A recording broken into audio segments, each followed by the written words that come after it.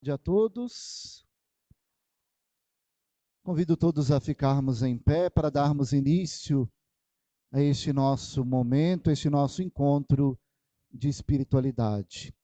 Em nome do Pai, do Filho e do Espírito Santo. Nós vamos iniciar cantando este canto que já é conhecido de todos nós. Eis o tempo de conversão, eis o dia da salvação.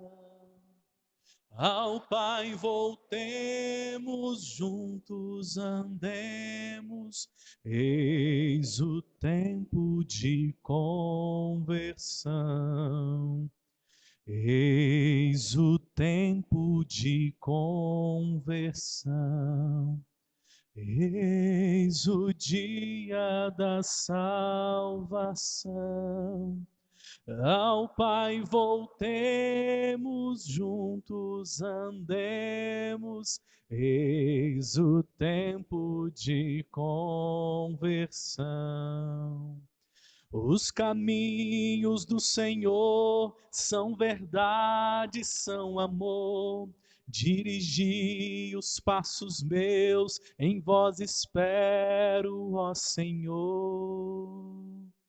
Eis o tempo.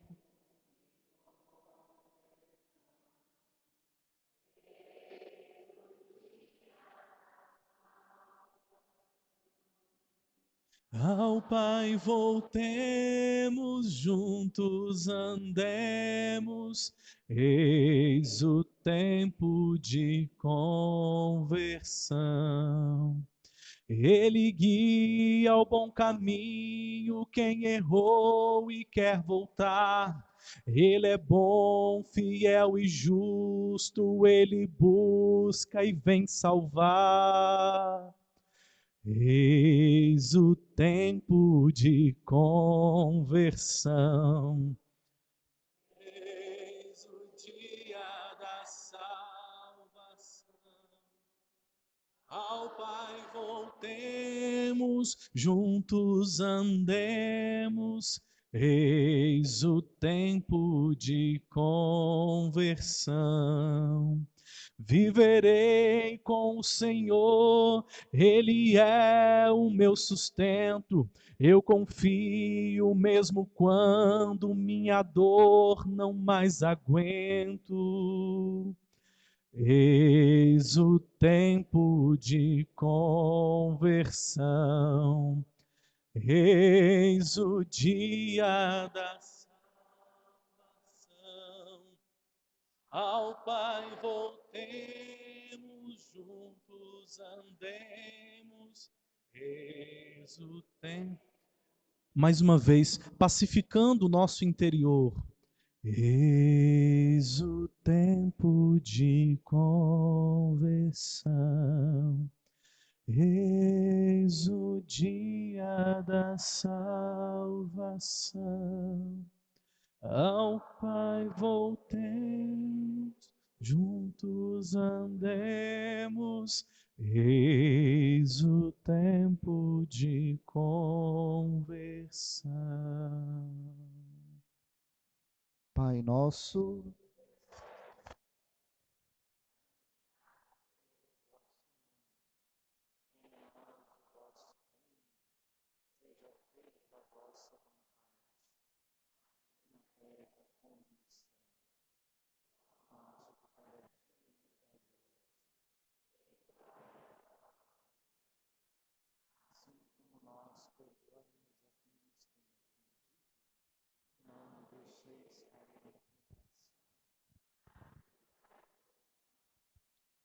São Miguel Arcanjo,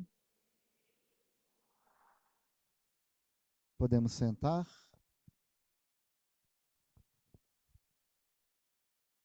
Então, logo no início, gostaria de agradecer a presença de todos e a disponibilidade de vocês em reservarem este tempo, neste sábado à tarde, para que a gente pudesse refletir dar algumas orientações, mas também rezar um pouco. Pensamos este momento como um momento de espiritualidade quaresmal, porque na última quarta-feira de cinzas nós iniciamos o tempo da quaresma. E por que espiritualidade quaresmal? Porque esse tempo na liturgia e na vida da igreja é um tempo muito forte e muito importante. Mas muitas vezes nós nos reunimos para celebrar e não sabemos o sentido e o significado daquilo que estamos realizando. Então, à medida em que nós vamos conhecendo, à medida em que nós que aprofundamos mais o sentido da liturgia, o sentido da espiritualidade da quaresma, com certeza nós iremos celebrar de uma maneira melhor, da melhor forma. Por isso foi pensado este encontro, para que a gente possa viver este tempo, essa espiritualidade quaresmal, de uma forma mais intensa. Então, que a gente possa aproveitar um pouco esta tarde, refletir, rezar, meditar e perceber a riqueza de conteúdo que existe neste tempo da quaresma. Seja na palavra de Deus, seja aquilo que a liturgia nos orienta, seja nos textos próprios para a missa e tantas outras coisas que nós vamos refletindo nesta tarde, para que a gente possa viver bem este tempo da quaresma e dando um novo sentido, dando um novo significado àquilo que nós celebramos. Eu não sei se todos já conhecem, pediria ao Rafael, que é seminarista, ele na última quarta-feira, ele chegou e ele vai fazer este período de estágio pastoral aqui conosco. Além dos seminaristas já que são filhos da paróquia, tem o seminarista Rafael, que vai nos ajudar nos trabalhos pastorais ao longo deste ano, e também juntos nós preparamos este encontro para esta tarde. Louvado seja o nosso Senhor Jesus Cristo. Que alegria estar com vocês, chegar na paróquia, ser acolhido pelos padres, pelos diáconos, pelos meus irmãos seminaristas, por cada sorriso, né? A gente sente em casa. Muito obrigado a todos pela acolhida, aqueles que estou vendo pela primeira vez. Quero estar junto com vocês para crescermos no discipulado de Jesus Cristo, para que o reino de Deus cresça ainda mais em nossas Santos Dumont. Hoje nós queremos partilhar, então, nessa espiritualidade quaresmal, o significado de quaresma. Todos os anos, nossa igreja se reveste do roxo, nos revestimos da penitência, nos propósitos de jejum, de sacrifício. Mas você já parou para pensar do significado das palavras, da etimologia? Isso tudo nos ajuda a rezar. Isso tudo nos ajuda a celebrar melhor. Por isso, o que significa a quaresma? A palavra quaresma vem do latim quadragésima, que significa o período de 40 dias, iniciado na quarta-feira de cinzas, até a missa da ceia do Senhor, exclusive. Mais para frente vocês irão entender por que é até quinta-feira santa e por que é exclusive até a ceia do Senhor, até a missa da noite. Ao pensarmos na palavra quaresma, quadragésima, 40 dias, no contexto bíblico, o número 40, ele é muito simbólico. Ele tem um grande significado. Quero contar com a ajuda de vocês também. Qual outro momento na Bíblia que vocês lembram do número 40? Quem aqui é bom de Bíblia? Calma, não ouvi? Pode dizer. 40 dias no deserto de Jesus? A senhora está lembrando de Jesus. 40 dias no deserto de Jesus, no qual ele foi tentado, no qual também todo o contexto da quaresma se faz essa menção, e também toda a liturgia agora do primeiro domingo, dos próximos domingos também. Então, 40 dias Jesus no deserto sendo tentado pelo diabo. Mais outro número. Isso mesmo, desde o seu nascimento até a apresentação, 40 dias. 40 dias do povo de Israel atravessando todo o deserto. 40 dias do dilúvio, isso mesmo. Olha só, quanta riqueza o número 40 nas Sagradas Escrituras. Então, a quaresma não é simplesmente somente pelo fato de Jesus estar 40 dias no deserto ao ser tentado. Claro que, né, a nossa primeira imagem é esta, mas tem todo um outro significado mais amplo. Nas Sagradas Escrituras há uma frequente relação entre o número 40 e o período de preparação, expectativa e mudança. Vamos repetir juntos? Preparação, expectativa e mudança. São os três principais significados do número 40 nas Sagradas Escrituras. O 40 é aquele que nos leva a preparar, um tempo de preparação. De certa maneira, a quaresma é um tempo de preparação para... Nossa, para quê? Para a Páscoa, para nós celebrarmos a paixão, morte e ressurreição de nosso Senhor, o tríduo pascal. Mas também os 40 dias são tempos de expectativa. Como é bom a gente aguardar algo, esperar algo, né? Mas esse tempo que nós estamos de ansiedade, eu sou bem ansioso, né? Então, quando fala para eu esperar algo, tem que gerar expectativa, eu já estou gerando demais. Mas o 40, ele é um tempo também que remete a um tempo de expectativa daquilo que há de vir. Por exemplo, o povo de Israel, ao passar pelo deserto, eles vivenciaram todas as dificuldades, todas as tribulações, abraçaram a aridez, os tempos difíceis, porque havia uma promessa de Deus para eles. Qual era a promessa?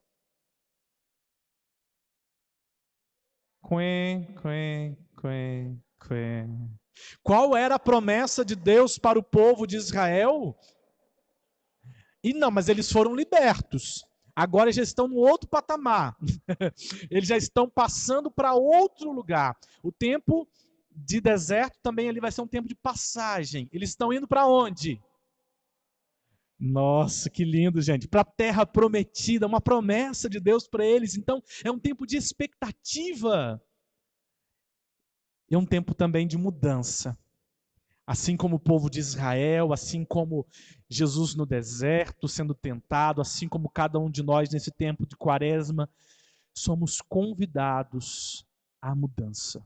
Não uma mudança externa, mas uma mudança de dentro para fora, do interior para o exterior. Algo que transforme a nossa mentalidade, aquilo que é o nosso caráter, que ele vai sendo forjado segundo a vontade de Deus. Então, 40 dias não é somente 40 dias. É um tempo de e mudança. Aqui eu vou passar rapidamente, porque vocês já falaram, né? No Antigo Testamento, 3 aqui citações do número 40. Deus fez chover 40 dias e 40 noites nos tempos de Noé.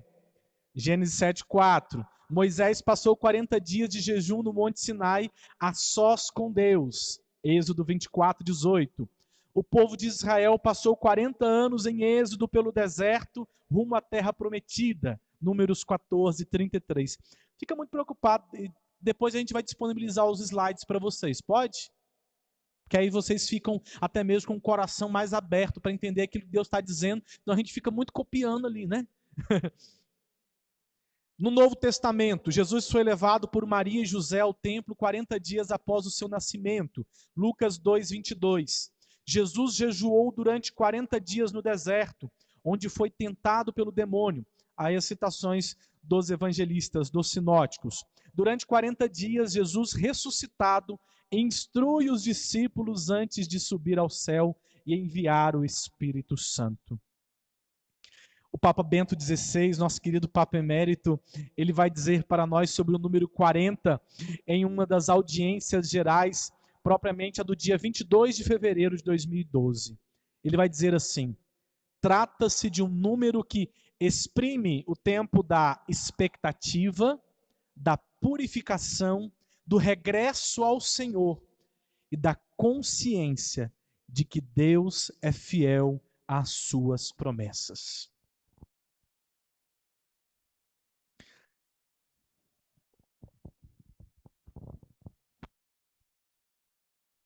Então, feita esta introdução sobre a simbologia do número 40, a importância que o número 40 tem na Sagrada Escritura, nós entramos agora naquilo que chamamos o tempo litúrgico da Quaresma. É o tempo que estamos vivendo. Então, o tempo litúrgico da Quaresma, a igreja celebra todos os feitos salvíficos operados por Deus em Jesus Cristo.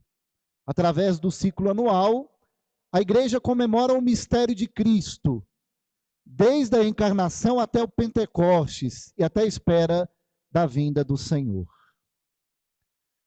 Nós sabemos que existe o ano civil e aquilo que na igreja tem durante o ano, nós chamamos de ano litúrgico. O ano da igreja é o ano litúrgico. Quando começa o ano litúrgico? Quando? Alguém falou aí, pode falar mais. Primeiro domingo do Advento. O ano da igreja começa com o Advento. E quando termina o ano da igreja?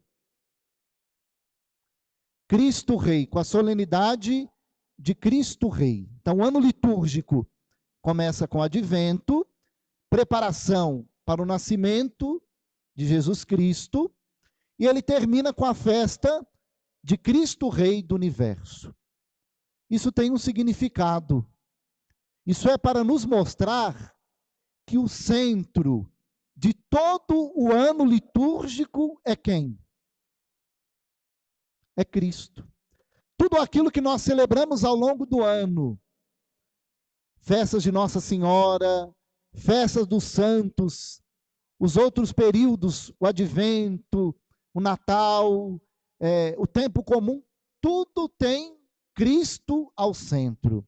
Por isso, o ano litúrgico tem como coração o mistério pascal de Cristo. Sua paixão, morte e ressurreição.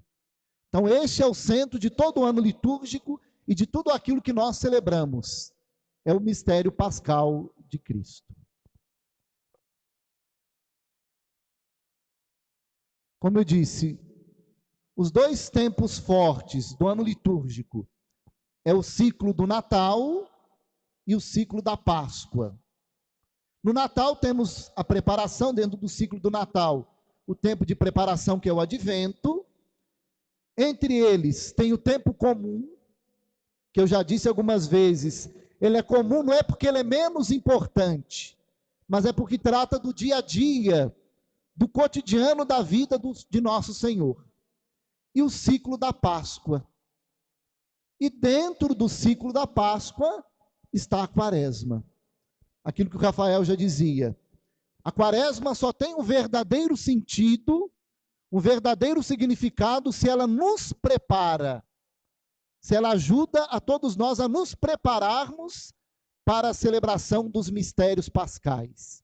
Então, dentro do ciclo pascal, está aí este tempo que nós estamos celebrando, que nós estamos vivendo, que é o período da Quaresma, esse tempo de preparação para a Páscoa do Senhor. Como já disse, quando começa a Quaresma? Quando? Então, na quarta-feira de cinzas, tem início a Quaresma. E a igreja conserva esse sacramental, este sinal, de na celebração de início da Quaresma, na quarta-feira de cinzas, utilizar esse sacramental da distribuição e da imposição das cinzas sobre os fiéis. Por quê? Logo no início do cristianismo, os cristãos, em sinal de penitência, eles se cobriam de cinzas, para mostrar, estamos vivendo penitência, estamos fazendo penitência. Então, esse significado da penitência da quaresma, usar as cinzas para mostrar que estão fazendo penitência, por isso é um sinal, não precisa a gente cobrir o corpo todo como era no início, mas apenas um pouco para nos recordar e nos mostrar que este tempo da quaresma é também o tempo de penitência. Por isso é utilizada as duas fórmulas para a imposição de cinzas. Uma delas é a convertei-vos e credes no Evangelho, mostrando que este tempo é um tempo de conversão, tempo de mudança, tempo de transformação, e a outra lembra de que és pó, e ao pó hás de voltar, nos recordando que somos pó, que vamos terminar um dia a nossa jornada aqui na terra, e o que vai permanecer é aquilo que fizermos de bom, de bem, aqui neste mundo. E o tempo da quaresma, ele vai dando sequência, e ele, como o Rafael lembrava há pouco, ele termina na quinta-feira santa, na missa da ceia do Senhor exclusive. Por quê? Alguém saberia me dizer?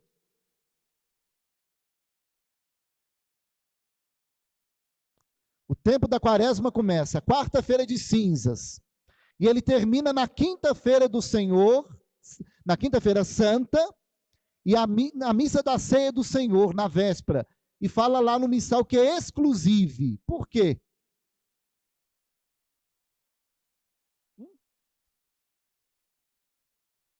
Porque a partir da missa da ceia do Senhor, já começa o tríduo pascal. Na parte da manhã da quinta-feira santa, nas catedrais, celebra-se a missa do Crisma, que é a bênção dos santos óleos. E com essa celebração, na tarde, termina o tempo da quaresma.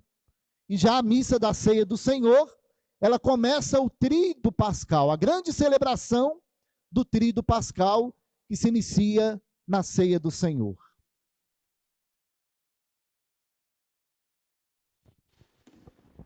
Talvez você já tenha pensado, talvez tenha até consultado no Google, né? Mas você já calculou, da quarta-feira de cinzas até a quinta-feira santa, dá mais de 40 dias, não dá? Por que a quaresma não tem 40 dias? A quaresma começa na quarta-feira de cinzas e dura 46 dias até a Páscoa. Primeiramente, vale recordar que na nossa fé cristã, na Igreja Católica, nós temos muito mais do que algo, como é que eu posso dizer? Do que algo objetivo, algo que é simplesmente só um número. A gente tem algo por trás de tudo, que é a simbologia, que é o mistério de Deus que vai atuando, que vai agindo na liturgia, que vai agindo nas nossas celebrações. Então, não é simplesmente porque é 40, então é 46 dias, a gente não vai chamar mais de quaresma. Porque o 40, como vocês já viram, nós já preparamos vocês para entender que é muito mais do que um número, tem um significado. Nós precisamos aprender a ir além daquilo que a gente vê ou de algo que é simplesmente conceitual. Nós precisamos ir além, adentrar o mistério, tal como na Sagrada Liturgia, o padre ao consagrar e elevar o pão e elevar o cálice, ele não eleva simplesmente um pedaço de pão, não simplesmente um cálice com vinho. Ali é o quê? Ali é o corpo e o sangue de nosso Senhor Jesus Cristo. Está muito mais além do que os nossos olhos veem, do que o nosso entendimento compreende. Então, o 40, ele tem esse significado, essa simbologia. Então, 46 dias significa que os 6 dias extras que nós temos na quaresma, os 6 domingos da quaresma, eles não são contados como quaresma. Se você está fazendo jejum, penitência, o dia do domingo, o dia do Senhor, não é dia do jejum. Não é dia de nós colocarmos cinzas sobre nós e nós nos penitenciarmos, porque o domingo ele é o dia da ressurreição, ele é o dia da vitória sobre o mal, sobre o pecado. Claro que se você tem um propósito de 40 dias, de uma abstinência, no domingo você pode mantê-la, mas com equilíbrio. Não é dia de luto, não é dia de sacrifício, entende? Mas ali no domingo, esse é o dia do Senhor, é o dia de celebrarmos a vitória, de celebrarmos a sua presença em nosso meio. Então, os 6 domingos a mais do que o 40 são considerados esses domingos da quaresma, deste período, né? São usados para calcular, não são usados para calcular os dias da quaresma, já que os domingos marcam a ressurreição de Cristo e não os dias de jejum tão rigorosos. Então a quaresma ela dura 6 semanas, que se dividem em 3 etapas. A primeira etapa, os 2 primeiros domingos falam das tentações e da transfiguração de Jesus. Todo o contexto dos 40 dias do deserto, até mesmo ele sobe ao monte, ele se transfigura num prenúncio daquilo que há de acontecer na ressurreição. E depois nós temos no ano A, o ano litúrgico A, um diferencial. Os 3 domingos seguintes abordam aspectos do batismo. No ano litúrgico A, no ciclo litúrgico A, por exemplo, fala-se da samaritana, a água que nos lava, que nos purifica, a água que simboliza o próprio Espírito que é infundido em nosso coração no batismo, o cego, a luz de Cristo, aquela que dissipa todas as trevas, aquele que é batizado, aquela que é batizada, não está mais na luz, ou não está mais nas trevas, mas é revestido da luz de Cristo e é enviado para o mundo para ser luz do mundo. E também de Lázaro, o evangelho de Lázaro, da sua ressurreição, porque o batismo também nos dá a vida nova. Nós sepultamos ali na pia batismal o homem velho, aquele que é marcado pelo pecado, e ali renasce o homem novo para uma vida nova em Cristo Jesus. Então, a quaresma, o padre vai falar um pouco mais à frente sobre isso, desse ressalto dos aspectos batismais. E por fim, o terceiro ponto, né, de separação do tempo da quaresma, da divisão do tempo da quaresma, é que o 6º domingo é o domingo de Ramos, é o domingo da Paixão, ali dá início a nossa Semana Santa, no qual nós fazemos memória na liturgia, a entrada de Jesus em Jerusalém, mas também no evangelho da missa é o anúncio da paixão de nosso Senhor Jesus Cristo.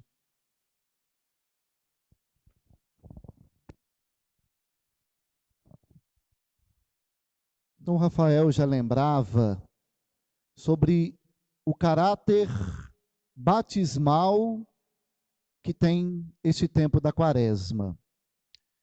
E recordava a liturgia dos domingos do ano A. Todos sabem que nós dividimos entre ano A, ano B e ano C. E a liturgia, de maneira específica, do ano A, ela acentua de uma maneira mais forte esse caráter batismal, como o Rafael nos lembrava. Um dos grandes marcos na vida litúrgica e na vida da Igreja foi o Concílio Vaticano II. Um dos objetivos e uma das propostas do Concílio Vaticano II foi voltar às origens.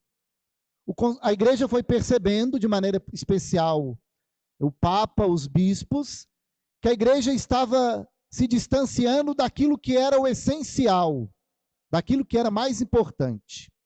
Por isso o concílio buscou retomar as origens daquilo que é essencial, e daquilo que é mais importante para a nossa fé.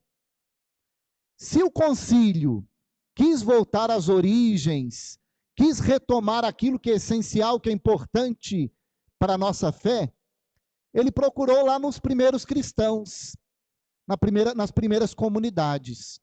Então aí vem o sentido do caráter batismal e o caráter penitencial do tempo da Quaresma.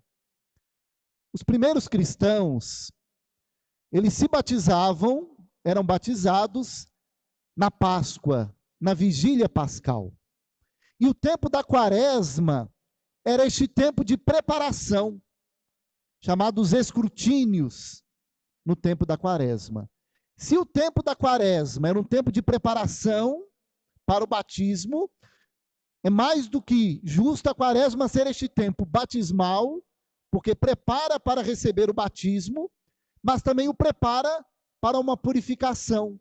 Por isso o caráter penitencial, de morrer do homem velho e nascer e ressurgir para o homem novo. Então, esse sentido do caráter batismal é tempo de preparar para o batismo, mas também preparando através da penitência, da mortificação, daquilo que nos leva a viver este tempo da Quaresma. A liturgia, como já dizemos, deste tempo, deve nos preparar para a celebração do mistério pascal. Tudo aquilo que nós celebramos neste tempo, as leituras, a palavra de Deus, tudo aquilo que nos conduz à liturgia deve ser para essa celebração. Por meio da recordação do batismo, somos chamados a recordar também o nosso batismo, mas também através das práticas de arrependimento pelos nossos pecados. Por isso que a gente vai ver lá no Catecismo da Igreja, que a Igreja recomenda que a gente confesse ao menos uma vez por ano, e sugere que por ocasião da Páscoa da Ressurreição, ou seja, que haja um arrependimento, uma conversão na vida nova em Cristo ressuscitado. Então, a liturgia deve nos ajudar a viver isso. A liturgia deve, as leituras, aquilo que rezamos, nos ajudam a celebrar e a viver esse sentido. Aí tem uma frase deste abade, ele é beneditino, e vamos ler todos juntos?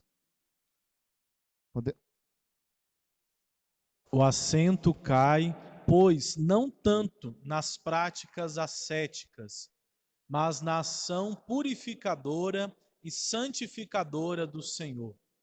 As obras penitenciais são, portanto, o sinal da participação no mistério de Cristo, a adesão pessoal daquele que aceita o seu convite de segui-lo e, portanto, tomar a sua cruz, dele que por nossa causa se faz penitente, recorrendo ao jejum no deserto. Esse pequeno texto deste abade é muito interessante e nos ajuda a voltar na primeira leitura da quarta-feira de cinzas, do profeta Joel, que chamava a atenção dizendo: rasgai o vosso coração e não as vestes. E na leitura de ontem do profeta Isaías, na primeira leitura. Por quê? Tanto o profeta Joel como o profeta Isaías chamavam-nos a atenção para essas práticas externas da Quaresma, seja o jejum, a penitência, as mortificações, a abstinência de carne, para que não sejam apenas práticas externas. Mas essas práticas devem ser algo que vem de dentro do nosso interior e possam nos ajudar a viver de uma maneira diferente. Senão a gente corre o risco de apenas fazer jejum, fazer penitência, fazer abstinência, mas o que isso nos leva? O que o jejum produz na nossa vida? O que a penitência muda em nosso comportamento? Então essa frase quer nos ajudar a viver isso, mostrando A igreja nos propõe, essas práticas são louváveis e nos ajudam, mas desde que nos ajudem a uma vivência, e colocou lá, ação purificadora e santificadora do Senhor. Senão se torna apenas um repetir de coisas. E a cada ano, a igreja celebra a quaresma, aí esse ano eu faço uma penitência de não comer doce.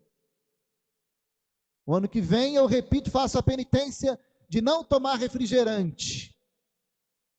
Aí para que serviu aquela penitência? Me ajudou a emagrecer e fez uma boa economia, não é mesmo? Mas na minha vida espiritual, o que a penitência ajudou? O que a mortificação transformou na minha vida? Então essas coisas a gente deve pensar. Eu dizia, se não me recordo, ontem na celebração da manhã, porque muitos artistas, esportistas, também abrem mão de certas coisas, deixam de comer, fazem algum sacrifício, mas a motivação é diferente. A motivação deles é porque querem manter um corpo atlético, querem ter uma boa aparência. A nossa motivação deve ser outra. A nossa motivação é porque aquilo deve nos ajudar a viver de uma maneira diferente. Deve nos transformar, deve mudar a nossa vida para que haja uma verdadeira conversão e uma transformação interior. Quaresma, como dizia o Papa Francisco, é tempo para renovar a fé, a esperança e a caridade. Então nós devemos aproveitar este tempo para renovar a nossa fé, a nossa esperança. Estamos vivendo um tempo difícil, contexto da pandemia. Esse tempo da quaresma, mais do que nunca, deve nos ajudar a renovar a nossa esperança de que vamos vencer, de que vamos melhorar, mas também a nossa caridade. O Evangelho de quarta-feira de cinzas falava da esmola, e hoje nós traduzimos por caridade, solidariedade, que podemos realizar no nosso dia a dia.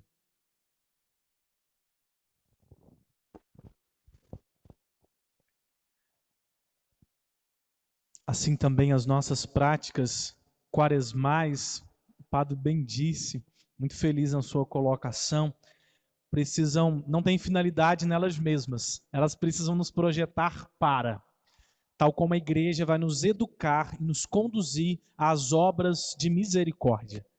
Nós temos 14 obras de misericórdia, 7 espirituais e 7 corporais. Nós não vamos falar dela agora especificamente. Você pode em casa colocar no Google ou pesquisar no teu livro, no Catecismo da Igreja Católica e meditar sobre cada uma e pensar qual obra de misericórdia eu preciso me posicionar e fazer. Porque tal como na liturgia de hoje, a primeira leitura do profeta Isaías, diante do resgate ao culto, à liturgia que o povo de Israel fazia, ele profetizava dizendo de que disso nada valeria se não fosse aliado a práticas de justiça, práticas de vida para o outro. Não tem como um empresário, dando um exemplo, o empresário tem vários funcionários, ele faz um propósito firme na quaresma de jejuar, de rezar, de acordar às 3 horas da manhã, todos os dias, de ler a palavra de Deus, de rezar o rosário, faz tudo isso, mas não paga o salário justo para os seus funcionários, daquilo que a lei prevê. Mas não dá os direitos que prevê àqueles que estão sob o cuidado dele. Ele pode fazer todas essas práticas espirituais, mas aquilo que ele realizou não atuou sobre ele aquilo que deveria acontecer. Isso que o padre acabou de dizer. O nosso jejum, a nossa penitência, a nossa oração deve e precisa acontecer. Nós não estamos relativizando as práticas, a oração. Nós estamos colocando a mais, um plus, daquilo que Jesus dizia e incomodava os fariseus, os doutores da lei, que está alinhado à coerência de vida. Por isso que aquilo que nós vivenciamos internamente transborda para fora. Então, a quaresma é um tempo favorável para todos poderem sair da própria alienação existencial, afirma o Papa Francisco. Muitos às vezes estão alienados, achando que o quanto mais eu rezo, a quantidade de oração, é isso que vai importar quando eu me colocar diante de Deus. Talvez você não entendeu nada do que Jesus disse. Você pode rezar tudo isso, 1000 Ave Marias, tudo, mas precisa estar aliado com uma abertura para o outro, para uma saída de si. Do contrário, nós podemos cair no risco dessa denúncia que o Papa faz de uma alienação existencial. Estarmos alienados, talvez num espiritualismo, e esquecer de colocar os pés no chão. Nós precisamos estar com os pés fincados no chão, mas com o nosso olhar para o céu, para a realidade que é a de vir, do reino que Ele preparou para nós. O reino começa aqui e agora, mas ele tem plenitude na eternidade, no céu. Entende? Compreendem isso? Então o Papa diz dessa saída da alienação existencial. Por quê? A escuta da palavra de Deus, ela transforma o nosso caráter. Ou quando você ouve, entra no ouvido e sai do outro. Ou quando você ouve e finge que ouviu e continua do mesmo jeito. A escuta da palavra de Deus nos tira da alienação existencial, nos coloca diante da realidade, da vida e nos leva às obras de misericórdia. A misericórdia de Deus, afirma o Papa Francisco, transforma o coração do homem e o faz experimentar um amor fiel, tornando-o, por sua vez, capaz de misericórdia. Aquele que experimenta de misericórdia, aquele que é perdoado, aquele que é liberto do jugo dos seus pecados, aquele que recebe uma nova oportunidade de vida nova, ele experimentou misericórdia. Como é bom experimentar a misericórdia de Deus, não é? Mas é bom também agirmos com misericórdia para com o outro. Aquele que experimenta misericórdia de verdade, ele é capaz de ser misericordioso com o outro. Papa Francisco mais ainda vai dizer, é um milagre sempre novo, que a misericórdia divina possa irradiar-se na vida de cada um de nós, estimulando-nos ao amor ao próximo. A graça de Deus nos dá a oportunidade de vencer o egoísmo, o individualismo, a raiz do pecado, como Santo Agostinho vai dizer, o amor de si ao desprezo de Deus e ao desprezo do outro. A misericórdia nos dá abertura de coração para ir ao encontro do outro, para uma verdadeira saída de nós mesmos. O tempo de Quaresma é um tempo espiritual. É um tempo, posso dizer, sobrenatural. Você já entrou nesse tempo? Ou você só foi na missa, só participou da celebração e ainda não caiu a ficha? E ainda não entendeu? Já fez o seu propósito para esta Quaresma? Já entendeu que tem dias de jejum, às sextas-feiras, e nós fazemos o jejum da igreja, aqueles que não podem estão dispensados? Mas você já compreendeu, já caiu a ficha, já... Porque muitos talvez acharam que não teve carnaval, não vai ter Quaresma, não vai ter Semana Santa. Mas o tempo de Deus continua insistindo na salvação do homem, na nossa salvação. Então, o tempo espiritual da Quaresma é um tempo de oração, como você bem sabe. Então, é um tempo de melhorar qualitativamente a sua oração. Sair da preguiça e melhorar a qualidade da tua oração. Fazer um pouco a mais. Compreendem isso? Se você rezava o terço, por que não começar um tempo agora de leitura orante da palavra de Deus? Ou por que não se rezava um terço, rezar o rosário, os 4 terços? Estou dando dicas, não estou dizendo que tem que ser assim, tá bom? Ah, porque toda sexta-feira eu talvez vou fazer o propósito de participar da adoração ao Santíssimo às 5h30 na Matriz e depois da Santa Missa. Fazer um sacrifício de acordar mais cedo, enfrentar a chuva. Entende? Começar a melhorar a nossa qualidade da oração. Participar das missas com o coração mais contrito. Desejar estar na presença do Senhor e permitir que Ele vai transformando você de dentro para fora. Vai forjando o seu caráter, vai te fortalecendo, vai te fazendo uma pessoa melhor. A oração, ela não transforma a vontade de Deus. A oração não muda a vontade de Deus, mas ela transforma quem? Eu, você. A oração nos transforma, nos alinha ao patamar de Deus, da vontade de Deus. O jejum, o padre já falou, só quero dizer de que o jejum, ele educa a nossa vontade.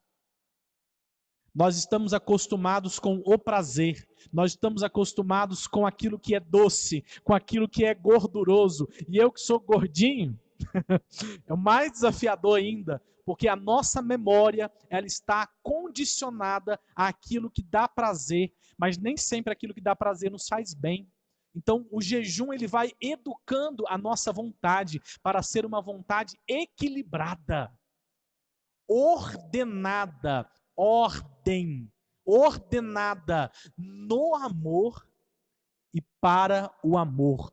De compreendermos que a nossa vida tem sentido em Deus, porque nós viemos dele e nós retornaremos para ele, e aí está a nossa felicidade. O jejum, ele vai nos fortalecendo, é como uma academia, educando a nossa vontade, porque a nossa vontade é desordenada. A minha, a sua, nós precisamos sempre tomar consciência de que nós não estamos totalmente bem. Nós não estamos prontos, nós precisamos melhorar. A quaresma é esse tempo. E por fim, a caridade. A caridade nos abre o coração para ofertar para o outro aquilo que nós temos. O que você tem de melhor para ofertar para o outro? Não é só o seu amor, não. Não é só o seu sorriso mascarado, não. Não é só a sua gentileza, não. Mas aquilo que é concreto. Alimento, tem gente que está passando fome. Isso é um grande escândalo. Talvez o maior escândalo para nós cristãos é ter pessoas no século 21 que ainda não têm o que comer. Isso é minha responsabilidade, é sua responsabilidade. No mundo desacerado pela divisão, pelo polarismo, seja na igreja, seja na política, na sociedade, nós somos convidados, convocados a sermos testemunhas do amor, da comunhão. Você é aquela pessoa que divide ou que une? Você é aquela pessoa que separa ou aquela que congrega? Diabolos, aquele que separa. Você pode talvez estar servindo ao diabo achando que está servindo a Deus. Porque o reino de Deus, ele é construído por pessoas que congregam, que fazem a comunhão acontecer, que fecham a boca, que se silenciam para que o outro esteja bem e não para matá-lo com as palavras ou com as injúrias ou com os nossos julgamentos. Digo isso por primeiro para mim, porque o ouvido mais próximo da minha boca é o meu, e também para cada um de nós, daquilo que nós precisamos nos posicionar hoje, nos tempos de hoje. Somos convidados ao diálogo, e isso é um compromisso de quem ama. Quem ama, dialoga, se abre para escutar o outro. Quem não ama, fecha-se em si mesmo, se retrai, porque tem medo do outro. Não acolhe o outro do jeito que ele é, não acolhe o outro daquilo que é singular. A quaresma é esse tempo de entendermos tudo isso. A quaresma é um tempo de via sacra também, as práticas espirituais. Normalmente na quarta-feira e na sexta-feira nós dedicamos a esta prática. Que tal fazer na tua casa, ou acompanhar em alguma rede social, até mesmo na tua comunidade? Por que não? E fazer memória do caminho de Jesus, desde a sua prisão, flagelação, até o Calvário, sua crucificação, sua morte, sepultamento, quiçá já esperando a ressurreição. Porque o caminho de Jesus, de cruz, é o caminho de muitos de nós, o caminho de muitos dos nossos irmãos que sofrem. Esse tempo de pandemia mostrou ainda mais o quanto de sofrimento que nós temos. Então é um caminho sagrado. O caminho do seu sofrimento, o caminho da cruz que você carrega é um caminho sagrado, sabia? E você precisa unir o seu caminho de dor, o seu caminho de cruz, de luto, de dificuldade, ao caminho de Cristo. Só assim nós encontraremos sentido no sofrimento e experimentaremos a redenção que Ele nos promete.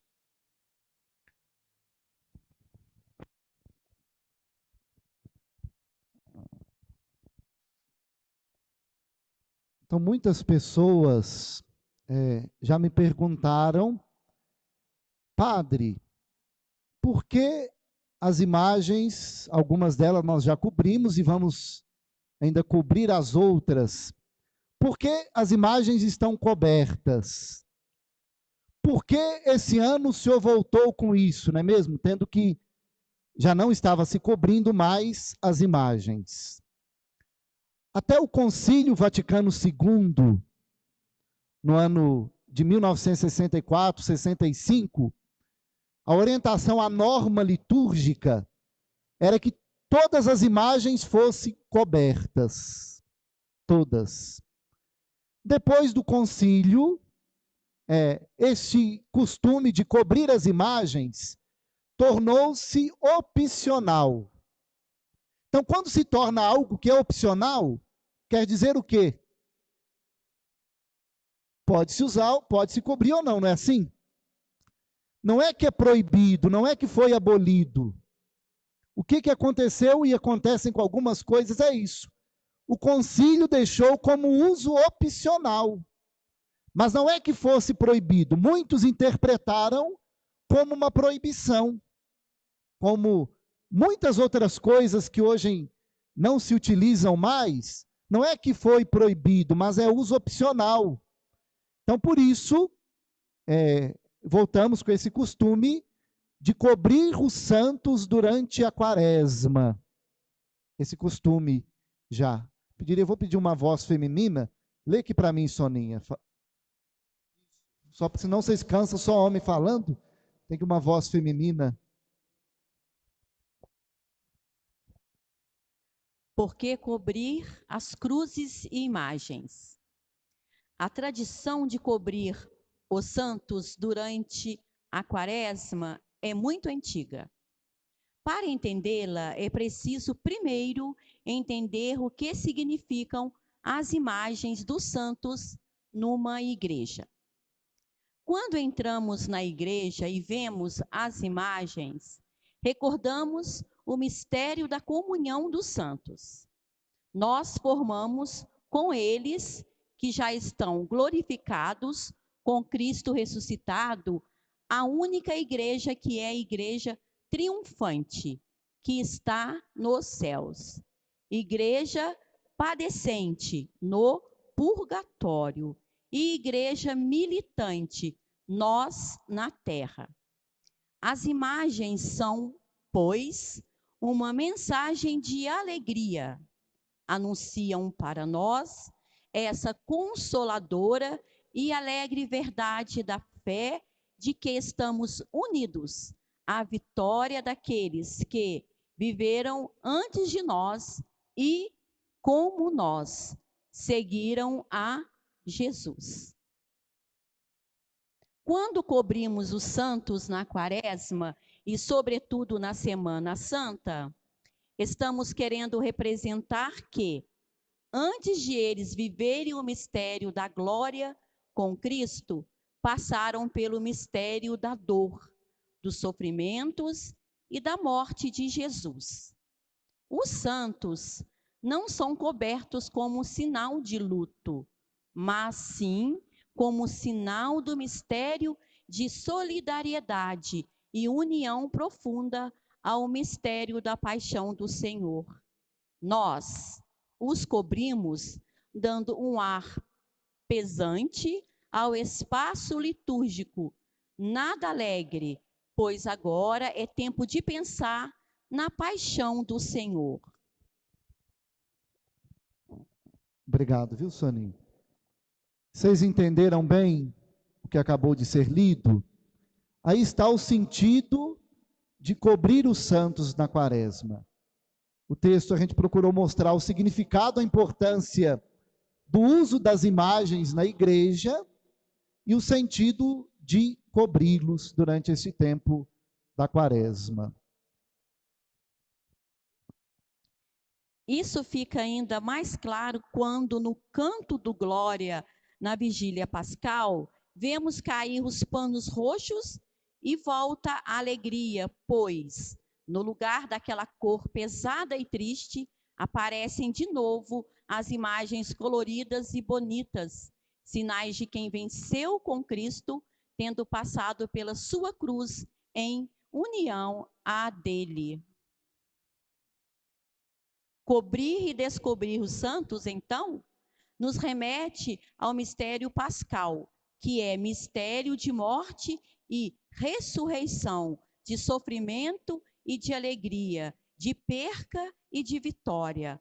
Cobrir os santos é linguagem simbólica muito expressiva, que tem sido recuperada em muitas comunidades cristãs, que estão se conscientizando do valor e da necessidade do simbolismo na caminhada humana. Infelizmente, esse uso foi se perdendo, mas isso é até concebível diante da retirada das imagens das igrejas na década de 70. E muitas comunidades simplesmente aboliram o seu uso, nem nenhuma explicação. Essa parte eu quis colocar porque, infelizmente, o Concílio Vaticano II foi mal interpretado.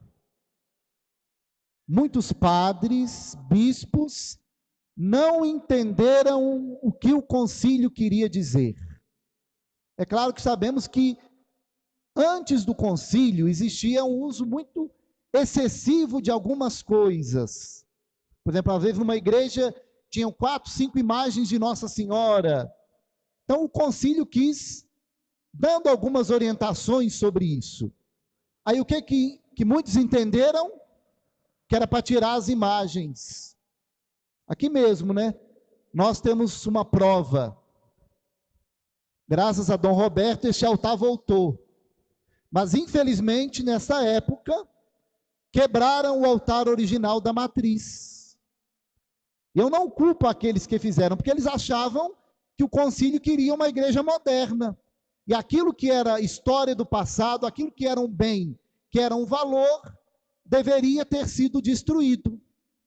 Aqui destruíram o altar, em Rio Novo derrubaram a igreja, fizeram uma igreja moderna, em Lima Duarte também tiraram o altar todinho. Então, muitos padres não entenderam o espírito do concílio.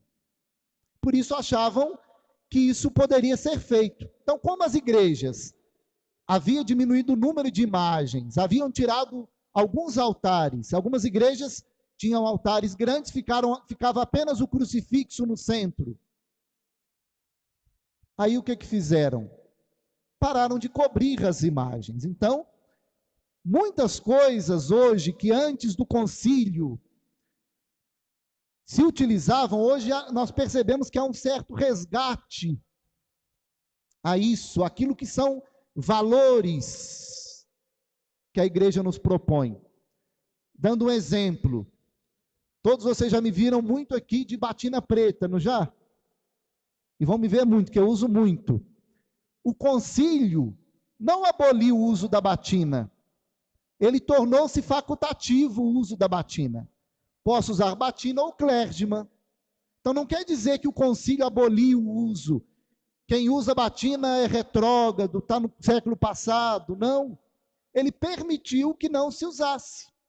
Então muitas coisas que estão se voltando pelos padres jovens, Não é uma volta ao passado, mas um resgate àquilo que deixou de ser usado, e eles percebem que isso faz parte da vida da igreja, da liturgia da igreja, faz parte daquilo que celebramos, dos mistérios, e nos ajudam e nos levam até mais além. Também conhecido como velátio, este costume de cobrir as imagens das igrejas com tecido roxo durante a quaresma é para que os fiéis não se distraiam com os santos, e que a sua devoção deve estar fundamentada no mistério pascal de Cristo, ou seja, na sua paixão, morte e ressurreição. Assim, cobrindo-se todas as imagens dos santos e dos crucifixos, surge com maior evidência o que há de essencial nas igrejas: o altar, onde se opera e atualiza o mistério pascal de Cristo por seu sacrifício incruento. Isso. Só antes de continuar, isso é muito importante, e até esse sentido de cobrir é uma catequese, que a gente sabe que às vezes, chegando na igreja, vendo umas imagens bonitas, a gente fica encantado. Então, é uma catequese no sentido de quê? De fechar as imagens para que a gente se volte mais para o mistério pascal, para que aquela imagem, aquela figura não disperse a nossa atenção para o mistério pascal de Cristo. Aí pode deixar, obrigado, viu, Soninha? Aí o seguinte, a rubrica do missal, o que é rubrica? Aquelas letrinhas pequenas, vermelhas que tem no missal. Ela diz o seguinte: no sábado da quarta semana da quaresma, aí fala na página 211, em português também, contida na Pasqualis Solenitatis, um ritual sobre a solenidade da Páscoa. A preparação para a celebração das festas pasquais, no número 26, nos ensina que o costume de cobrir as cruzes e as imagens na igreja, desde o quarto domingo da quaresma, pode ser conservado segundo a disposição da Conferência Episcopal. Então, a norma é a partir do quinto domingo da quaresma, do sábado do quinto domingo. Mas, segundo as orientações da Conferência Episcopal, podemos, em alguns lugares, cobrir já desde o início da quaresma. Aí, as cruzes permanecem cobertas até o término da celebração da Paixão do Senhor na Sexta-feira Santa. Por quê? Na Sexta-feira Santa, na celebração da Paixão, acontece a veneração da cruz. Então, depois que a cruz é velada, as cruzes da igreja podem ser descobertas. E as imagens até o início da vigília pascal. Então, na vigília, se descobre as imagens. Eu aproveito esta oportunidade, se tratando disso, para lembrar, na igreja, nesse espaço litúrgico, aqui, vocês podem me ajudar. O que é mais importante?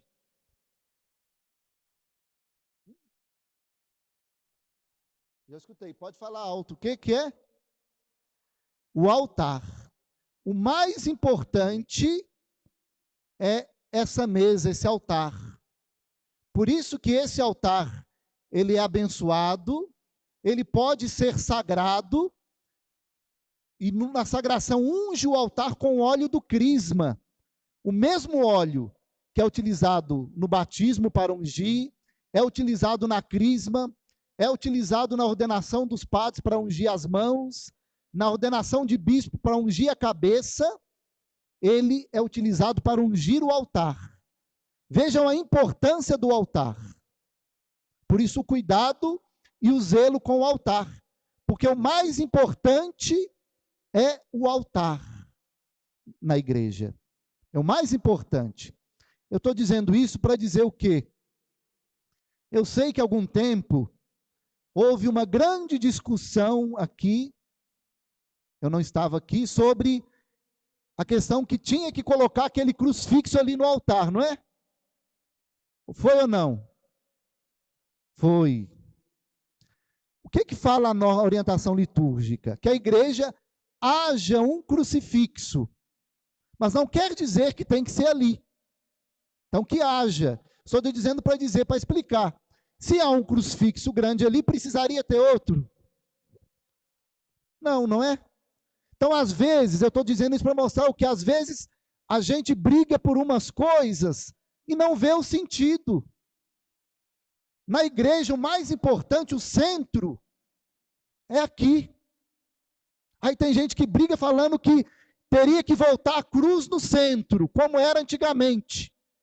O mais importante não é a cruz no centro, é o altar. Esse sim, pode vir o padre que for, o bispo que for. Se quiser tirar altar, falar assim, eu vou celebrar sem altar. Não pode, tem que ter o altar para celebrar, seja ele qual for. O centro é o altar. Mas a disposição de imagem, de crucifixo, é de acordo com a estrutura da igreja, de acordo com a harmonia do ambiente, do espaço sagrado. Eu estou dizendo isso, não estou dizendo que eu vou tirar o crucifixo dali não, viu, gente? Eu só estou lembrando que às vezes a gente briga por algumas coisas e debate e sem sentido, e não sabemos o verdadeiro significado das coisas. É isso. Então, para bem celebrarmos, aí dando continuidade.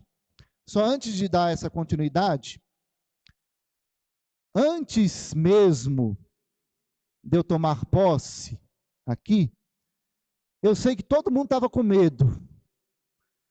Quando eu ia celebrar, os mimiços tremiam. Ficavam preocupados quem era o padre. Os comentaristas, leitores. E a minha fama se espalhou na paróquia, que eu era bravo, que eu era exigente. Eu estou dizendo isso porque nós fizemos essa longa introdução, explicando o significado da quaresma, a sua origem, a importância daquilo que realizamos. Aí vocês entendem. Não é que eu sou bravo.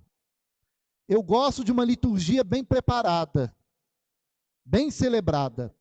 Aí vocês entenderam. Por quê? Não entenderam hoje? Porque tudo aquilo que realizamos tem um significado. Por exemplo, eu não cobri as imagens porque eu acho bonito o roxo.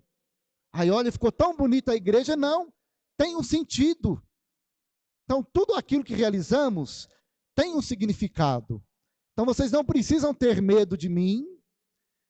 Eu não sou bravo, eu vou orientando as coisas. Por quê? Porque eu vejo sentido naquilo que eu celebro. Tem um sentido. Não é de qualquer forma. Eu estou celebrando e nós celebramos juntos o mistério pascal de Cristo. Sua paixão, morte e ressurreição. E quando eu celebro uma liturgia que não é minha, é do Cristo, eu não sou dono da liturgia. O bispo responsável pela liturgia na CNBB, já há alguns anos, Dom Armando, ele dizia, chamava a atenção e dizia isso. Nós somos servos da liturgia. Aí a diferença, não é mesmo? Quando é dono e quando é servo. O dono manda, faz o que quer na hora que quer. Quando é servo, não, eu obedeço. Então, para mim celebrar uma boa liturgia, eu tenho que obedecer, fazer aquilo que a igreja orienta. Isso tem um significado, tem um sentido.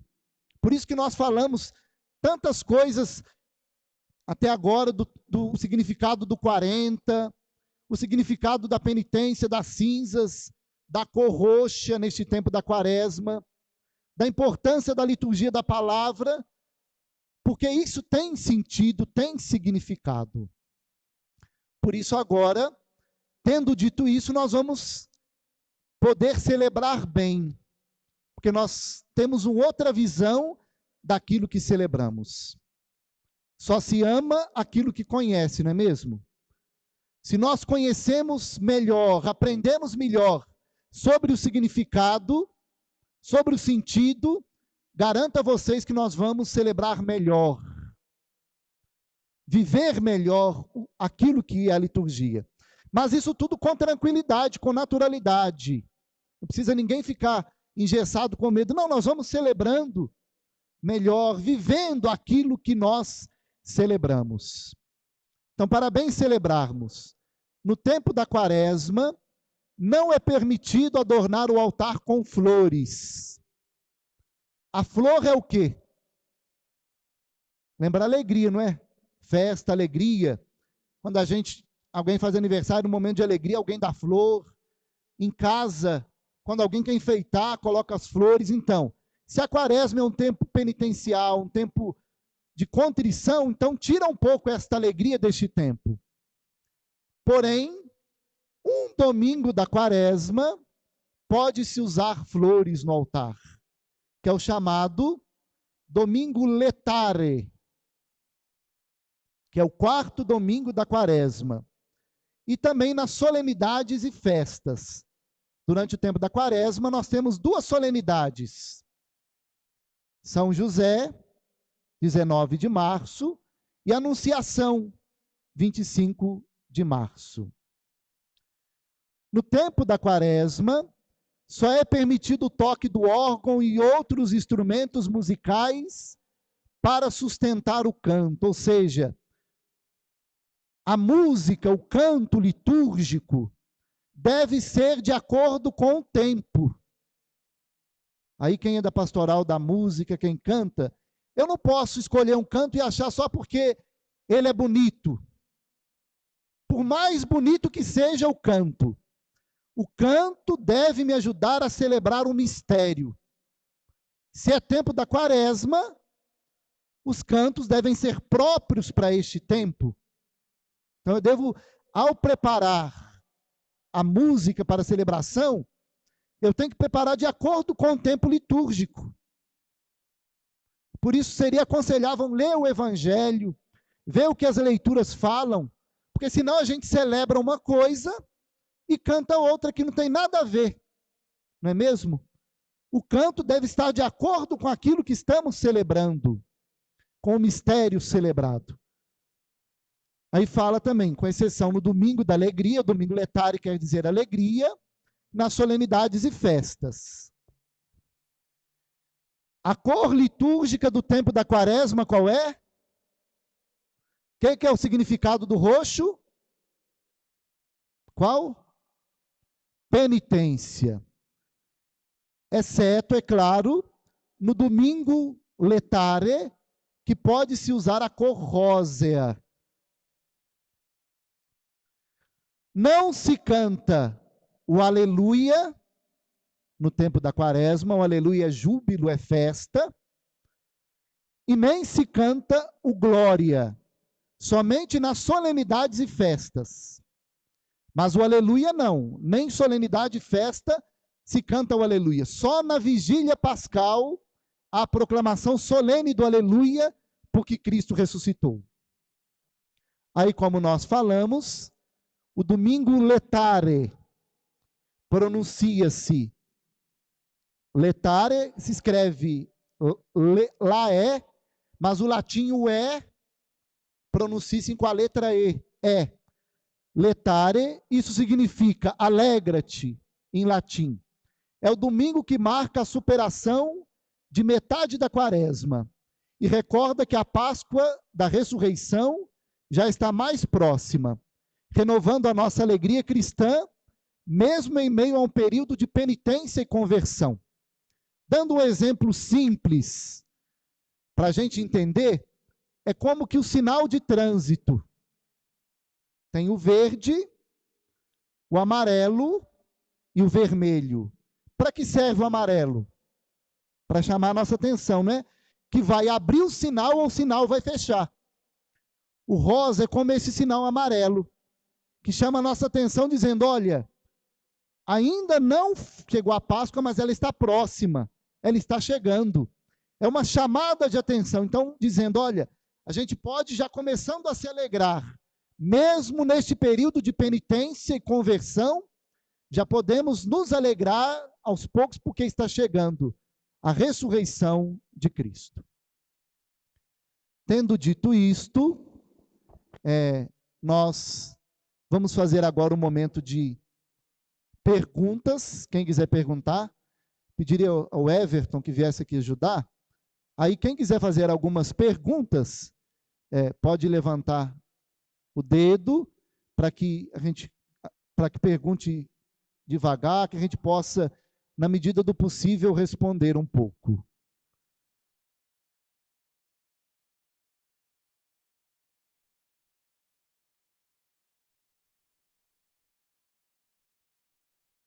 Só um de cada vez, viu?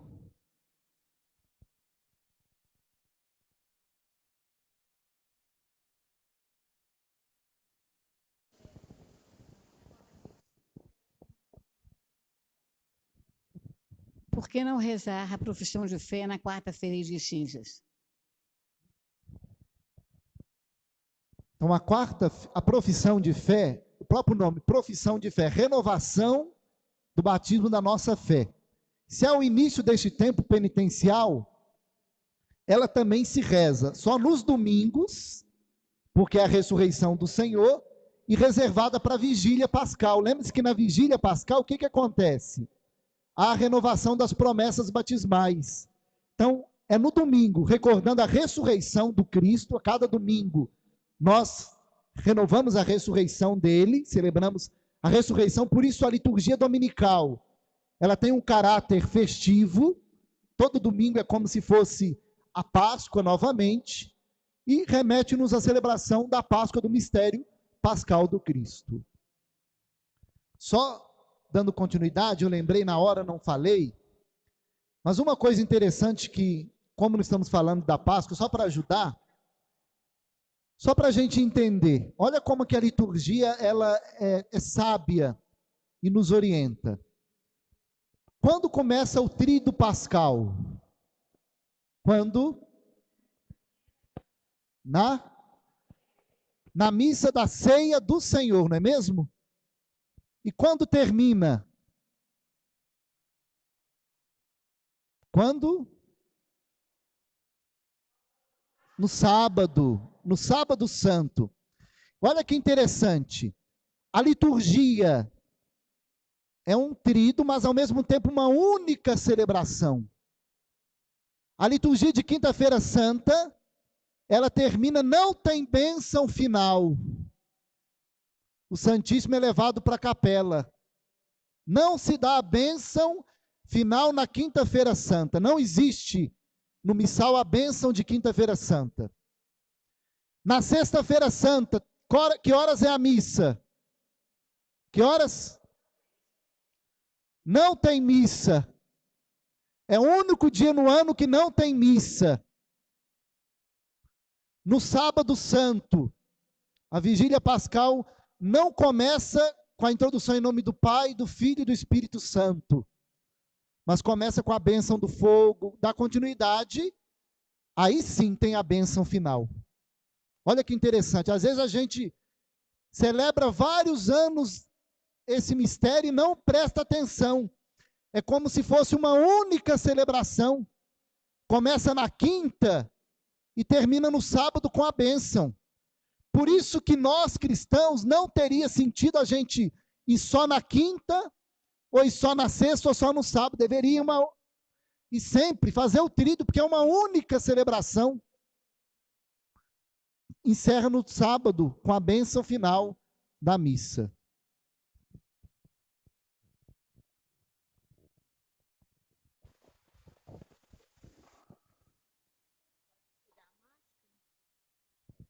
Não, eu queria saber que quando eu era criança, que eu fiz catecismo, tinha o sábado de aleluia, né? Então, parece que era ao meio-dia que era a hora da ressurreição, terminava a quaresma, aí soltavam fogos, a gente lavava o rosto. Não sei se era tradição, né? Isso. Essa questão chamado ainda o sábado de aleluia, o sábado santo, é por quê? Porque aquilo que eu dizia, somente cantava-se o aleluia na vigília pascal. como se ficava esse tempo todo sem cantar o aleluia, criou-se o costume do sábado ficar sábado de aleluia. Como o Concílio Vaticano quis voltar às origens e retomar, o sábado ainda é um dia de silêncio. Tanto que no sábado pela manhã não tem missa em lugar nenhum. É um dia de recolhimento, um dia de oração, preparando para a grande noite da Vigília Pascal, que é a celebração mais importante do ano na vida da igreja. É a mais importante, a mais bela e a mais importante, porque comemora a ressurreição do Cristo.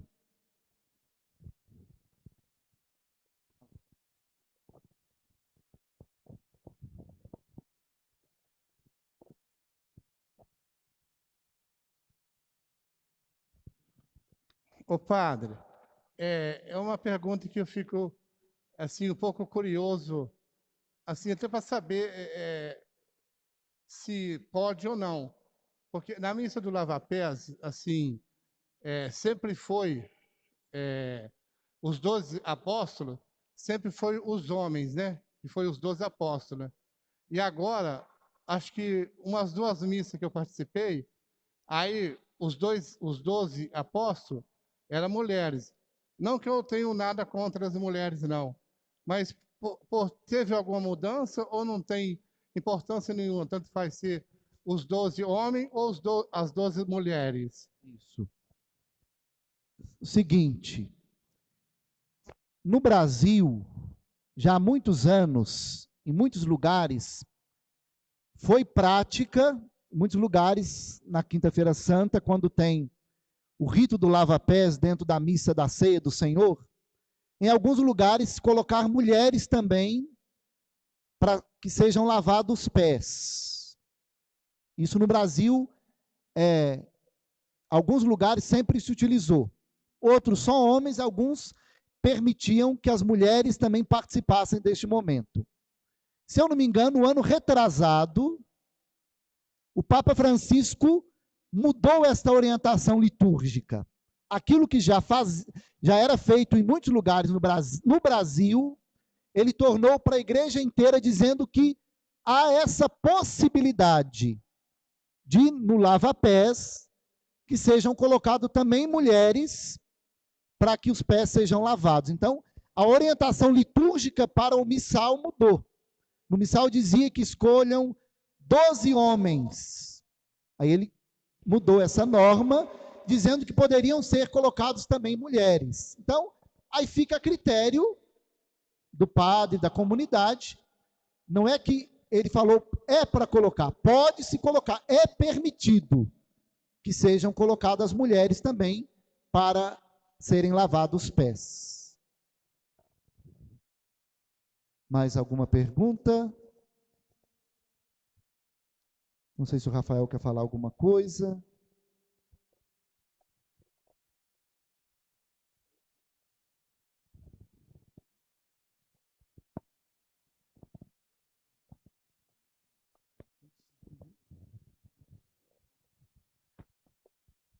Então, só para, antes da gente dar continuidade, se é um momento de espiritualidade, nós também temos que fazer um momento de oração, não é mesmo? Para vocês que se disporam a estar aqui hoje, acho que ajudou no crescimento de vocês? Sim? Vocês vão celebrar de uma maneira melhor? Sim? Então, isso é o nosso objetivo. Em alguns momentos, fazer também esses encontros de formação, não só sobre a espiritualidade do tempo litúrgico, sobre a liturgia, mas também relacionada a outros temas. É claro que esse tempo de pandemia é mais difícil, mas acho que deu para todo mundo ficar no devido distanciamento, com o gel, com a máscara. Então é isso. Então que bom que ajudou vocês a crescer. Espero que aos poucos, quem ainda tem medo de mim pode ir perdendo, viu? Eu não sou tão bravo assim. Os seminaristas, às vezes eu brigo com eles um pouco na cerimônia, porque eles fazem errado, mas lá eu tenho que brigar, senão depois o bispo briga comigo. Mas é isso, o importante é isso. Muito mais do que saber o que na liturgia pode ou não pode, o mais importante é saber o significado. À medida que eu sei o sentido daquilo, aí sim eu vou perceber, muito mais importante do que pode e não pode, eu vou até dizer, isso não deve ser feito por causa disso. Aí é diferente a minha fala, porque é muito fácil dizer, isso pode, isso não pode, mas por quê? Eu tentei procurar. Isso não deveria ser utilizado, não deveria ser feito dessa forma, por causa do sentido, por causa do significado.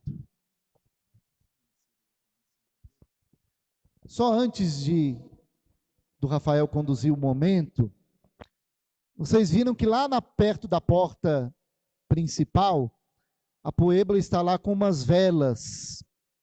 Aqueles que foram na reunião do CPP, sábado passado, já sabem o significado. Muitos não foram, claro que fazem parte de outras pastorais e movimentos, foram alguns representantes. Na noite da vigília pascal, no início da vigília, é preparado aquela vela grande, bonita, que é chamado de como? É o círio pascal. Aquela vela representa a luz de Cristo. Por isso, ela é acesa em vários momentos. Ao longo do ano, celebração de batismo, exéquias, momentos, o círio pascal é aceso. E esse ano, eu resolvi adquirir, para aqueles que quiserem, o círio pequeno, o círio da família. É o mesmo círio, só que é menor. Inclusive tem aqui aqueles que o padre, ao preparar o círio, ele coloca 5 cravinhos, que se vocês não sabem, representam as 5 chagas do Cristo, e ele vai preparando na celebração da vigília pascal. Então, quem quiser adquirir, está no valor de R$10, não é para acender agora. Aqueles que quiserem adquirir, podem adquirir depois. E você vai acender e abençoar esse círio na noite da vigília pascal. Na vigília pascal é pedido que se traga uma vela, não é? Então, ao invés de trazer a vela, você vai trazer aqueles que vierem esse círio e ir preparando junto comigo, colocando os cravos. Aqueles que não vierem, que estiverem em suas casas, assistirem ou pela internet, Facebook, YouTube ou pela televisão, também poderão preparar o seu círio pascal. E ao longo de todo o ano, tem a data do ano, você pode acender o círio em alguns momentos. Momentos de oração, momentos de súplica. É seu, é o círio da sua família, da sua casa. Então, quem quiser adquirir este círio, as comunidades podem adquiri-lo. Eu só pediria o seguinte: quem for adquirir, não deixe para a última hora. O ano passado, quando eu encomendei aquela vela de Nossa Senhora, no dia 8 de dezembro, todo mundo queria. Aí não tinha mais, não é mesmo? Então, quem quiser adquirir, procure a Puebla lá, ou dá um nome para ela reservar, se quiser. Aí eu peço, quem reservar é para buscar, porque muitos reservaram a vela de Nossa Senhora e não buscaram. Então, pediria essa gentileza, porque senão, a Luzia, por exemplo, vai lá comprar o círio. Aí eu falo, não, Luzia, já está reservado para a Zenaide. Aí a Luzia fica sem círio e a Zenaide não busca o círio dela. Aí, o que faço? Passou o sábado santo, a vigília pascal e o círio ficou lá. Eu vou ter que pagar de qualquer jeito, não é mesmo? Então, por isso que eu estou falando isso. Então, quem quiser, temos vários aqui hoje, se eu não me engano, acho que 80 eu trouxe para cá, e pode também na lojinha adquirir o círio e ir divulgando para as outras pessoas da comunidade. Deus seja louvado por essa tarde, por essa oportunidade de nós estarmos juntos, né? Estávamos com saudades, na verdade. saudades de momentos assim, de encontros assim. A pandemia vai nos mostrando também o como é bom viver em comunidade, o como é bom fazer parte de uma comunidade, nossa paróquia. E nesses momentos agora que nós tivemos de formação, de partilha, nós abrimos um pouco a nossa mente, nosso entendimento para todo o sentido espiritual da Quaresma, muito mais do que as normas, né? Do que aquilo que a gente precisa fazer, seguir, a gente olhar além. Quero te convidar agora a fazermos uma experiência com o Senhor. Ele te trouxe aqui nessa tarde. Talvez o convite do padre, o convite de alguém da tua comunidade, do teu coordenador. Foi também mais uma das estratégias de Deus para cuidar de mim e de você. Se você quiser inclinar a tua cabeça, fechar os teus olhos. Se você não quiser fechar os olhos, não tem problema também. Sei que tem gente que fica descontrolada com os olhos fechados, mas eu quero te convidar a rezar, a se colocar na presença de Deus. Diante desse tempo de Quaresma, quero te convidar a olhar além. Olhar um pouco além daquilo que você tem vivenciado, um pouco além daquilo que são as notícias ruins, olhar um pouco além do que são as dificuldades que você tem enfrentado e entender aquilo que Deus está falando com você. Bote o teu olhar para o teu coração, para a tua caminhada de fé, para a tua vida. Como o profeta Joel nos convidou na quarta-feira, eu te convido nesta hora a rasgar o teu coração diante de Deus. Olhar para as coisas que estão aí dentro do teu coração, que estão meio desajustadas, que precisam ser ordenadas. Olhar para a tua casa, para a tua família, desde as coisas externas às coisas internas do teu interior. A fazer agora essa autoanálise, esse olhar para si. O centro da nossa vida é Jesus. Ele é o centro da nossa vida. Ele quem precisa nortear a nossa vida. Ele quem precisa ser o Senhor da nossa história. Às vezes tem coisas dentro do nosso coração que precisam de uma faxina. Jogar algumas coisas fora, arredar algumas coisas do lugar, repensar valores, liberar o perdão, ser humilde, permitir que a graça da cruz de nosso Senhor possa ressignificar, dar um novo significado para as coisas que nós estamos vivendo. Em alguns instantes de silêncio, faça esse mergulho dentro de si. Fique preocupado com o que você vai fazer daqui a pouco, com um horário. Faz um mergulho dentro de si, permitindo que Deus vai te mostrando, iluminando as coisas que precisam ser colocadas de volta no lugar, ou ressignificadas. Nós não podemos continuar sendo escravos das coisas, escravos do ressentimento, escravos daquilo que nos distancia de Deus.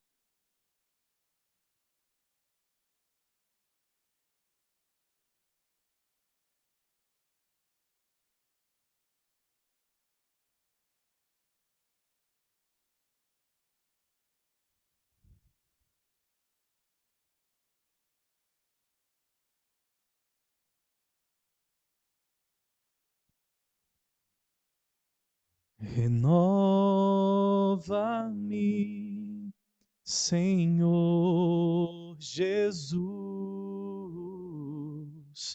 já não quero ser igual. Renova-me, Senhor Jesus, põe em mim seu coração. Coloca a mão sobre o teu coração. Vamos cantar juntos isso? Renova-me, Senhor Jesus, já não quer. Renova-me, Senhor Jesus. Põe em mim teu coração. E vai dizendo para ele essas palavras. Porque tudo que há dentro de mim precisa ser mudado, Senhor. Porque tudo que há dentro do meu coração precisa mais de ti. Porque tudo que há, cantemos. Porque tudo que há mim precisa ser mudado, Senhor. Porque tudo que há dentro do meu coração precisa mais de ti.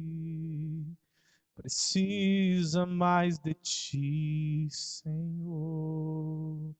Te convido a ir ficando de pé, colocando a mão sobre o teu coração e ainda com teus olhos fechados, a dizer para o Senhor do teu desejo de se colocar na presença dEle para ser renovado, renovada por Ele.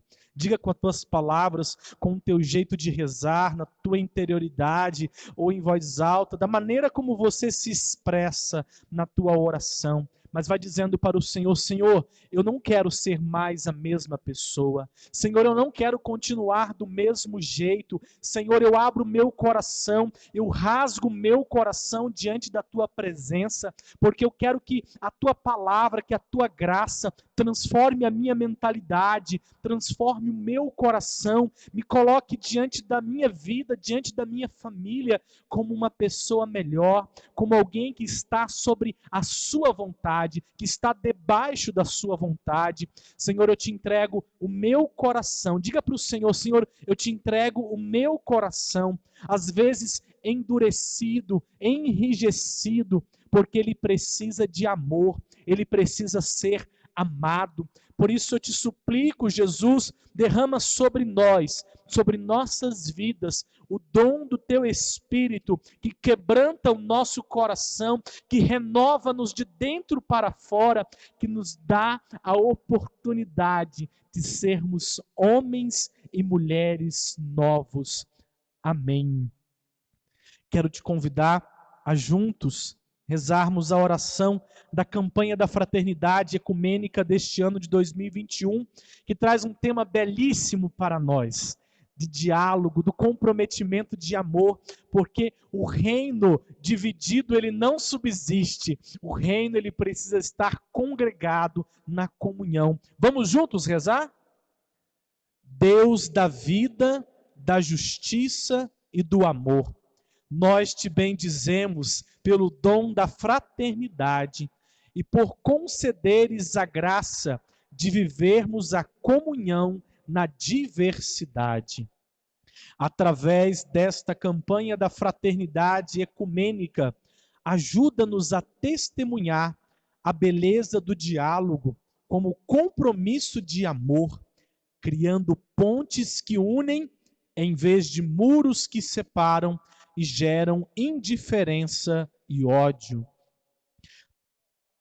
Torna-nos pessoas sensíveis e disponíveis para servir a toda a humanidade, em especial aos mais pobres e fragilizados, a fim de que possamos testemunhar o teu amor redentor e partilhar suas dores e angústias, suas alegrias e esperanças, caminhando pelas veredas da amorosidade.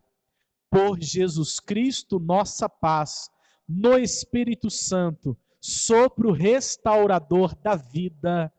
Amém. Nós estamos no ano de São José, que o Papa Francisco nos convocou, e o nosso arcebispo Dom Gil nos deu de presente, né, esta oração, este Ave São José. Quero te convidar a rezar não só hoje, né, mas nós vamos divulgar nas redes sociais, junto com os slides, a rezar também na sua casa, nesse tempo dedicado a Ele que é patrono da igreja. Vamos juntos? Ave São José.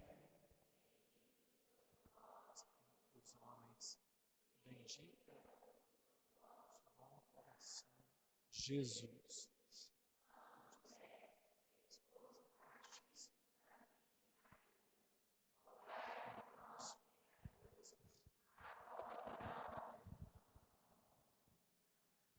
E esta jaculatória especial, no tempo de sínodo que nós estamos vivendo, arquidiocesano, e também de preparação para o centenário. Vamos juntos? São José.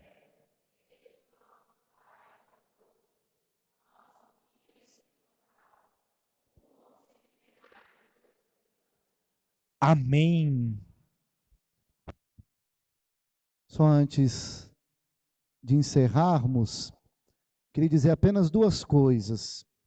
Primeiro, eu gostaria de mais uma vez, aliás, três, agradecer a presença de todos que se dispuseram. Pode sentar, só um minutinho, vamos. Queria agradecer a presença de todos que se dispuseram a estar aqui nesta tarde, esses momentos de espiritualidade, de reflexão e de oração, que esse momento possa nos ajudar a crescer mais enquanto cristão e enquanto igreja, enquanto membros de uma família paroquial. Todos somos uma família paroquial. Independente da pastoral, independente do movimento, independente da comunidade a qual eu pertenço, todos somos uma única família paroquial. A família paroquial São Miguel e Almas. Eu espero que esse momento nos ajude a crescer enquanto família paroquial São Miguel e Almas.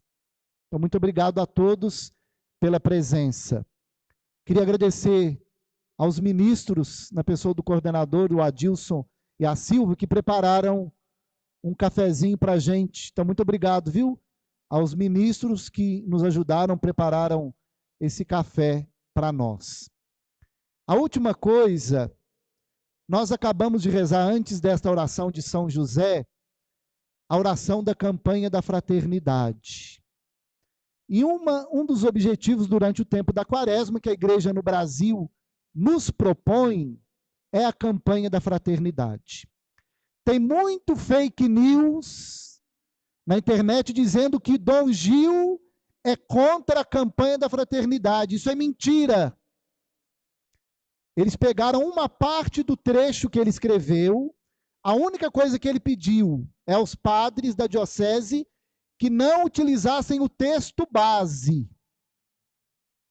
O texto base, segundo ele e outros bispos, tem algumas incoerências, mas ele realça no texto que ele escreveu dizendo que ele está em comunhão com a CNBB, que ele está em comunhão com a igreja no Brasil, a CNBB, e que vivêssemos este tempo da Quaresma celebrando e vivendo a campanha da fraternidade. Infelizmente, tem fake news até, infelizmente, isso para mim é pessoa que não tem fé.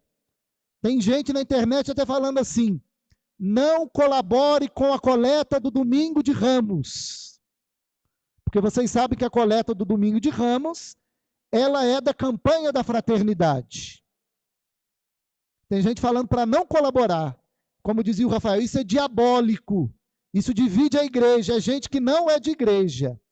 O próprio bispo, está aqui o Rafael, seminarista, o Everton, o diácono, o próprio bispo na carta disse e reforça a campanha da fraternidade a colaborarmos com a coleta da solidariedade, que uma parte permanece na paróquia, outra parte na diocese e uma parte vai para a CNBB para os trabalhos de acordo com a campanha da fraternidade. Então, se alguém disser que o bispo está contra, é mentira. Ele apenas pediu que não utilizasse o texto base da campanha, que é o livro. Você tem aí a carta, então?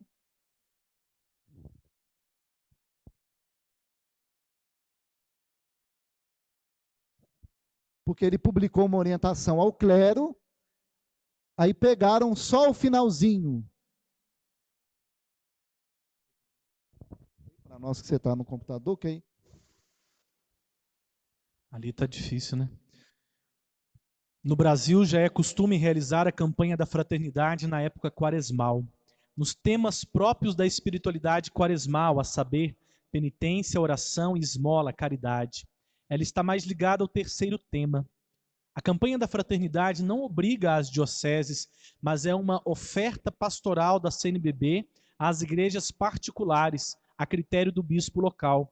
Já houve no passado dioceses que não quiseram realizar a campanha por discordar de certos textos propostos. De 5 em 5 anos, nós, os bispos do Brasil, por votação da maioria em Assembleia Geral, decidimos realizá-la de forma ecumênica, convidando aos cristãos não católicos a se unirem conosco nesta vivência fraternal.